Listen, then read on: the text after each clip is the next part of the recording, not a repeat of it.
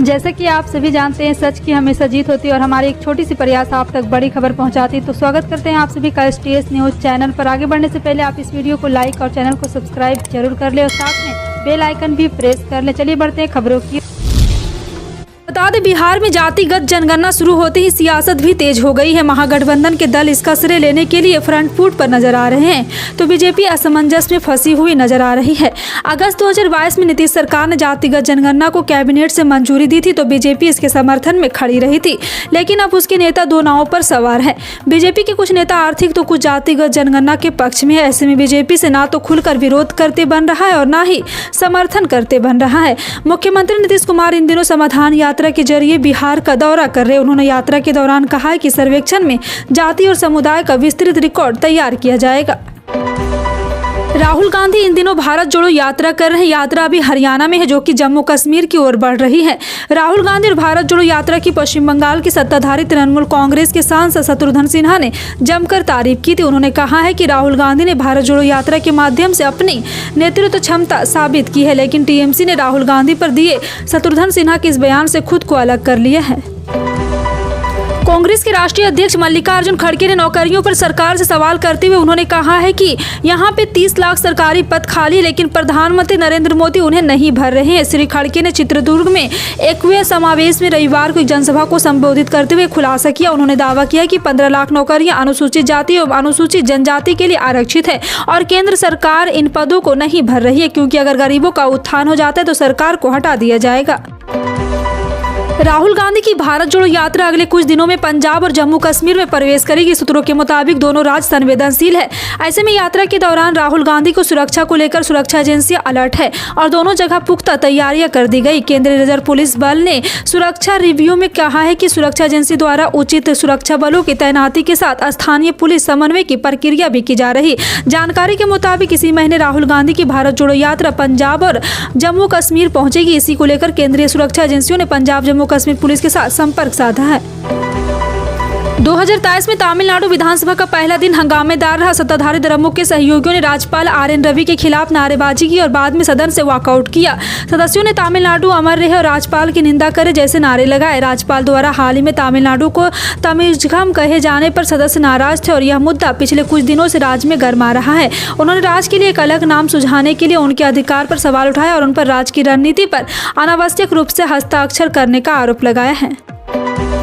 तेलंगाना शीतलहर की चपेट में है और कुछ स्थानों पर रात का न्यूनतम तापमान 5 डिग्री सेल्सियस से नीचे चला गया है। मौसम विभाग ने ठंड की स्थिति के लिए राज्य में निचले स्तर की उत्तर पूर्वी हवाओं को जिम्मेदार ठहराया है। तेलंगाना के कई हिस्सों में न्यूनतम तापमान सामान्य से 3 से 5 डिग्री कम रहा।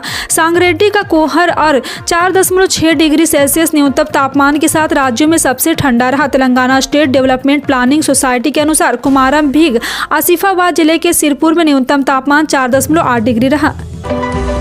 भारत जोड़ो यात्रा पर निकले राहुल गांधी ने हरियाणा के एक बार फिर से कुरुक्षेत्र में कहा है कि RSS के लोग कभी भी हर हर महादेव नहीं कहते, क्योंकि भगवान शिव तपस्वी थे और ये लोग भारत की तपस्या पर हमला कर रहे हैं। उन्होंने जय सिया राम से देवी सीता के हटा दिया है। ये लोग भारत की संस्कृति के खिलाफ काम कर रहे हैं। जी हाँ, आपको बता दें कि राहुल गांधी ने अपने बयान में सुप्रीम कोर्ट ने सोमवार को केंद्र सरकार और राज्य सरकार से जबरन धर्मांतरण के खिलाफ कार्रवाई करने का निर्देश दिया।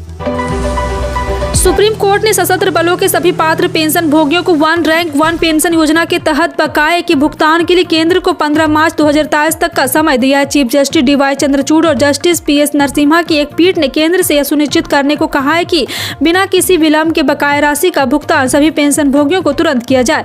शीर्ष अदालत ने और यहाँ ORPO के बकाये के भुगतान में केंद्र के किसी भी कदम से असंतुष्ट होने की सूरत में न्यायालय ने पूर्व सैनिक संगठन को आवेदन दाखिल करने की छूट दी। देश के उच्च न्यायालय में वर्ष 2018 से 2022 तक के 4 सालों में 79% जज उच्च जातियों से नियुक्त किए गए। केंद्रीय कानून मंत्रालय ने एक संसदीय समिति के सामने हाल ही में जो रिपोर्ट दी है उसमें यह बात उजागर हुई। मंत्रालय ने विधि एवं न्याय पर संसद की अस्थायी समिति की बताया कि जजों की नियुक्ति का कॉलेजियम सिस्टम भी बीते 3 दशकों से उच्च न्यायालय में सामाजिक विविधता सुनिश्चित नहीं कर सका, जिसकी कल्पना सुप्रीम कोर्ट ने की थी। केंद्रीय रिजर्व पुलिस बल ने सोमवार को कहा है कि इस साल गणतंत्र दिवस की परेड में सीआरपीएफ की महिला टुकड़ी भी शामिल होगी। बल ने कहा है कि सीआरपीएफ को अभी 24 दिसंबर की घटना की विवरण की प्रक्रिया करनी है और जब कांग्रेस पार्टी ने भारत जोड़ो यात्रा के दिल्ली चरण के दौरान सुरक्षा उल्लंघन के बारे में चिंता व्यक्त करते हुए केंद्रीय गृह मंत्री को पत्र लिखा था। सीआरपीएफ ने कहा है कि राजौरी और पुंछ क्षेत्रों में सुरक्षा को मजबूत करने के लिए जम्मू कश्मीर प्रशासन के साथ समीक्षा बैठक के बाद सीआरपीएफ ने जम्मू कश्मीर में अतिरिक्त सैनिकों को तैनात किया। ऑल इंडिया मजलिस इत्तेहादुल मुस्लिमीन के मुखिया असदुद्दीन ओवैसी का कहना है कि 2024 के लोकसभा चुनाव में अगर विपक्ष पीएम मोदी के खिलाफ किसी एक चेहरे को खड़ा करता है तो इससे बीजेपी को फायदा मिल सकता है। एएनआई से बातचीत के दौरान एमआईएम चीफ ने कहा है कि विपक्ष को बीजेपी को हराने के लिए हर लोकसभा एकजुट होकर ताकत लगानी होगी। असदुद्दीन ओवैसी ने कहा है कि विपक्ष को सभी 540 लोकसभा सीटों पर बीजेपी को तगड़ी टक्कर देनी होगी। सुप्रीम कोर्ट ने कहा है कि जबरन धर्म परिवर्तन एक गंभीर मसला है और इसे राजनीतिक रंग नहीं दिया जाना चाहिए। जबरन और धोखा देकर धर्म परिवर्तन रोकने के लिए सख्त कानून प्रावधान किए जाने के खिलाफ दाखिल पर सुनवाई के दौरान सुप्रीम कोर्ट ने केंद्र को नोटिस जारी कर जवाब दाखिल करने को कहा था। सुप्रीम कोर्ट ने सोमवार को मामले में अटॉर्नी जनरल और वेंकटरमानी से कहा है कि वह मामले में कोर्ट का सहयोग करे।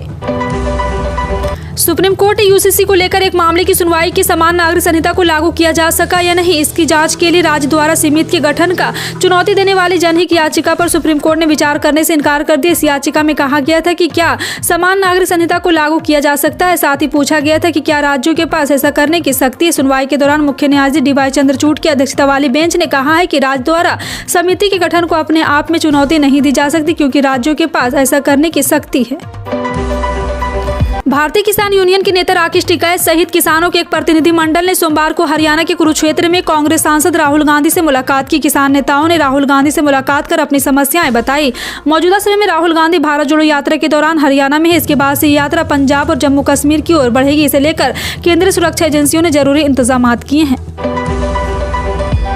आम आदमी पार्टी ने केंद्र सरकार की जहां झुग्गी वहां मकान योजना पर सवाल खड़े किए हैं। आप विधायक सोमनाथ भारती ने प्रेस कॉन्फ्रेंस की और केंद्र को घेरा। उस प्रेस कॉन्फ्रेंस में सोमनाथ भारती इलाके का बड़ा मैप लेकर पहुंचे थे। साथ ही आप प्रवक्ता आतिशी ने साउथ दिल्ली के महारैली की घोसिया कॉलोनी में डीडीए द्वारा बुलडोजर चलाने का नोटिस लगाने का भी आरोप लगाया। आम आदमी पार्टी नेता आतिशी ने कहा, नोटिस के मुताबिक झुग्गियों और आसपास के इलाकों में बुलडोजर चलाने के निर्देश एलजी की अध्यक्षता वाले डीडीए ने दिए हैं। मध्य प्रदेश में शिक्षा और रोजगार के क्षेत्र में कार्य करने के लिए अब राज्य सरकार देश के शीर्ष कंपनियों का सहयोग लेगी। विभिन्न क्षेत्रों के प्रमुख हितधारकों के साथ एक इनोवेशन प्रमोशन ग्रुप की स्थापना की जाएगी जो नवाचार के नोडल का इस रूप में कार्य करेगी। शिक्षा के प्रारंभिक चरण से ही विज्ञान और गणित विषय को छात्रों में लोकप्रिय कर उच्चतर माध्यमिक स्तर और स्नातक स्तर पर STEM विषयों पर और इसका प्रसार बढ़ाने का कार्य किया जाएगा। चीन में कोरोना वायरस के चलते हालात बेकाबू हो चुके हैं। तेजी से बढ़ रहे मामलों के बीच चीन की स्वास्थ्य व्यवस्था बुरी तरह चरमरा गई है। इसके सबसे बीच देश के तीसरे सबसे आबादी वाले प्रांत हेनान की 90% आबादी कोविड-19 संक्रमण की चपेट में है। आपको बता दें कि पूरी दुनिया में कोरोना वायरस का पहला मामला वुहान से मिला था। हेनान प्रांत के स्वास्थ्य आयोग के निदेशक कान कॉन्चिंग ने एक प्रेस कॉन्फ्रेंस से कोरोना के हालातों पर जानकारी दी। प्रधानमंत्री नरेंद्र मोदी ने 17वें प्रवासी भारतीय दिवस सम्मेलन में हिस्सा लिया। इस दौरान मुख्यमंत्री शिवराज सिंह चौहान मौजूद रहे। साथ ही पीएम मोदी ने इस कार्यक्रम को संबोधित किया। उन्होंने कहा है कि लोग कहते हैं कि इंदौर एक शहर है, लेकिन मैं कहता हूं इंदौर एक दौर है। ये वो दौर है जो समय से आगे चलता है फिर भी विरासत को समेटे रहता है। इंदौर ने स्वच्छता के क्षेत्र में एक अलग पहचान स्थापित की है। पीएम मोदी ने कहा, करीब 4 वर्षों बाद प्रवासी भारतीय दिवस सम्मेलन एक बार फिर से अपने मूल्य स्वरूप में हो रहा है।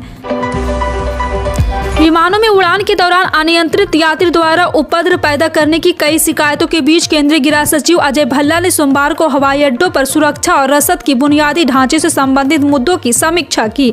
नागरिक उड्डयन मंत्रालय, नागरिक उड्डयन महानिदेशालय, नागरिक उड्डयन सुरक्षा ब्यूरो और केंद्रीय औद्योगिक सुरक्षा बल भी यहाँ पे शीर्ष अधिकारियों ने बैठक में भाग लिया। उत्तराखंड और गुजरात में समान नागरिक संहिता पर अध्ययन के लिए कमेटी बनाए जाने पर सुप्रीम कोर्ट ने कानून सही कहा है। दोनों राज्य सरकार के फैसलों की चुनौती देने वाली याचिका सुप्रीम कोर्ट ने खारिज कर दी है। कोर्ट ने कहा कि कमेटी का गठन संविधान से राज्य सरकार को मिली शक्ति के दायरे में आता है। सिर्फ कमेटी के गठन को चुनौती नहीं दी जा सकती। प्रधानमंत्री किसान सम्मान निधि की 13वीं किस्त का किसान बेसब्री से इंतजार कर रहे हैं। लेटेस्ट अपडेट के अनुसार जनवरी महीने में ही किसी भी तारीख को 2000 रुपये की राशि जारी की जा सकती है। पिछले महीने और जनवरी को ही 9वीं किस्त जारी सरकार ने कर दी थी। ऐसे में 8 करोड़ से ज्यादा किसानों को बेसब्री से सम्मान निधि योजना की 13वीं किस्त का इंतजार है। अगर आप पीएम किसान योजना की 2000 रुपये की राशि के पात्र रखते हैं तो फिर भी KYC की प्रक्रिया पूरी नहीं की तो आप 13वीं किस्त से वंचित रह सकते हैं। जल्द ही जल्द अगली किस्तों का लाभ उठाने के लिए किसान पीएम किसान योजना के ऑफिशियल वेबसाइट पर विजिट करें। KYC की प्रक्रिया जरूर पूरा कर लें। ग्लोबल मार्केट में कच्चे तेल की कीमतों में जारी उतार चढ़ाव के बीच भारत की सरकारी तेल कंपनियों ने यहां पर घरेलू बाजार में पेट्रोल डीजल की दाम भी स्थिर रखी है। सभी महानगरों में वाहन ईंधन की कीमतें जस की तस है। हालांकि हिमाचल प्रदेश की सुक्खू सरकार ने कैबिनेट गठन के बाद प्रदेश के लोगों को बड़ा झटका दिया है। राज्य सरकार ने प्रदेश में डीजल पर लगने वाले स्टेट टैक्स यानी कि वैट में 3 रुपये प्रति लीटर की बढ़ोतरी कर दी है। सप्ताह के पहले कारोबारी दिन गोल्ड की कीमतों में तेजी देखने को मिली। सोना ने अपना सार्वकालिक उच्च स्तर का रिकॉर्ड बना दिया है। Indian Boolean and jewellers association के अनुसार 24 कैरेट सोने की कीमत 56,259 रुपये प्रति 10 ग्राम के स्तर पर बंद हुई। गोल्ड में सोमवार सुबह से शाम के बीच 77 रुपये की गिरावट रही। वहीं सोना पिछले कारोबारी दिवस पर 55,587 रुपये प्रति 10 ग्राम के स्तर पर जा लुढ़का है। इसके अलावा चांदी का रेट 68,791 प्रति किलोग्राम के स्तर पर बंद हुआ है। फिलहाल आपका इन सभी खबरों पर क्या कहना है कमेंट सेक्शन में टाइप करके जरूर बताएं। इसी तरह की पल पल की अपडेट जानने के लिए जुड़ रहे हैं आप अपने NTS न्यूज चैनल से। मिलते हैं अगली बड़ी खबर में, तब तक के लिए जय हिंद।